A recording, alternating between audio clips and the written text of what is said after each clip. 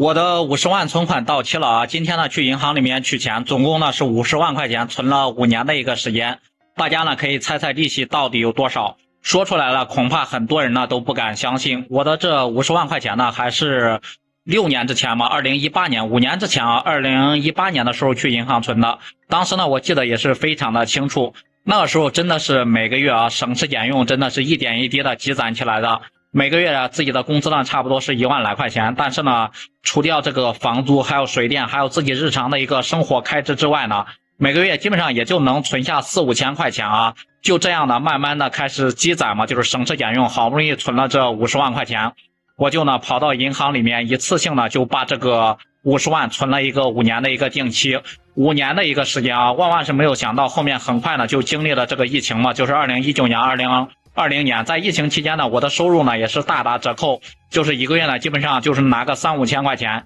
甚至呢就是自己日常的一个生活开支呢都很难维持，就是多少个日日夜夜呢，我都想跑到银行里面提前把这个钱给取出来用。但是呢想一想自己如果提前把这个钱取出来呢，会损失非常多的一个利息，所以说呢我就一直呢咬牙坚持啊，真的是每天呢盼星星盼月亮，每天都在是扳着手指头在过日子。今天呢就是前些天终于等到了5年这个定期到期的一个日子啊，然后呢一大早我就起床，非常早嘛，7、8点就起床了，然后赶紧跑到银行里面。到了银行的时候呢是8点嘛，还没有开门，因为去的太早了，银行呢应该是8点半左右开门，所以说呢我就排在了第一个，站在银行的这个大门口啊。好不容易等到这个8点半，然后银行是打开门之后呢，我就第一个是飞奔了进去，就冲了进去啊，然后在那个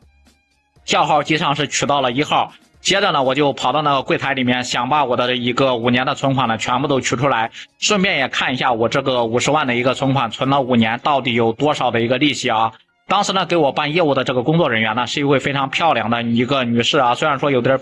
胖胖的，但是态度蛮好的。接下来我就把我的身份证还有我的存折呢全部都递给了他，然后呢告诉他呢我要把我这些5年前存的这50万块钱全部都取出来，顺便呢让他给我看看到底有多少利息。那么这位漂亮的一个女士呢非常温柔的对我说呢，就是先生啊请你稍等一下，然后呢自己就开始在这个电脑上面啊噼里啪啦的打开这个键盘，就开始帮我查询。等了大概2、3分钟的一个时间，他就告诉我呢，我这个50万的一个利息呢真的是刚好就是今天到期了嘛，本金呢是50万，然后50万的利息呢是有101875元，总共呢连本带息呢是601875元啊。当时呢我听到这个利息的时候，我瞬间就感觉不敢相信啊，真的是太开心了，就好像呢天上呢掉了一大笔馅饼一样啊。然后呢50万块钱存了5年，居然有101875块钱的一个利息，对此我真的是非常的满意啊。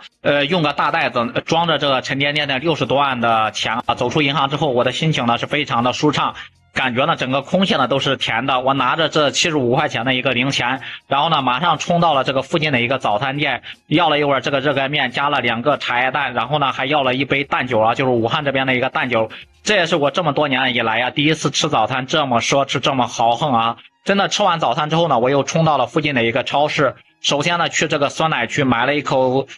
提呢进口的酸奶，又去这个肉类区买了2斤这个猪肉，还到水果区买了几根平时不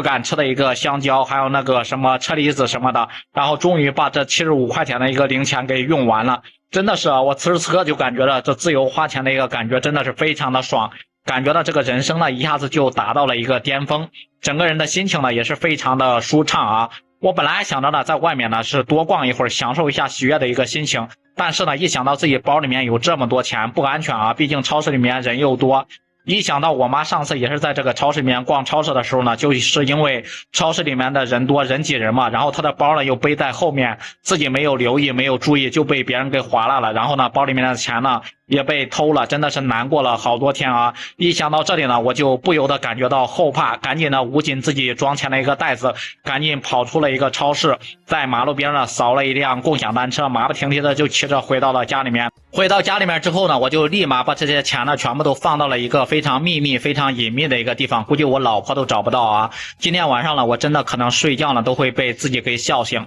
这个钱呢，我打算过段时间了，再换个银行里面再去把它给存了。我是一个比较保守的一个人啊，也不敢拿这么多钱去搞什么投资理财，去买什么股票基金的，因为我自己根本就不懂。万一呢把这个钱给亏了，真的就是得不偿失了。朋友们，你们觉得这50万块钱存了5年的一个时间，利息呢有101875块钱，这个利息算高吗？如果说是你们的话，你们有这么多钱，你们会继续存到银行里面吗？也欢迎在评论区里面多多留言，多多评论。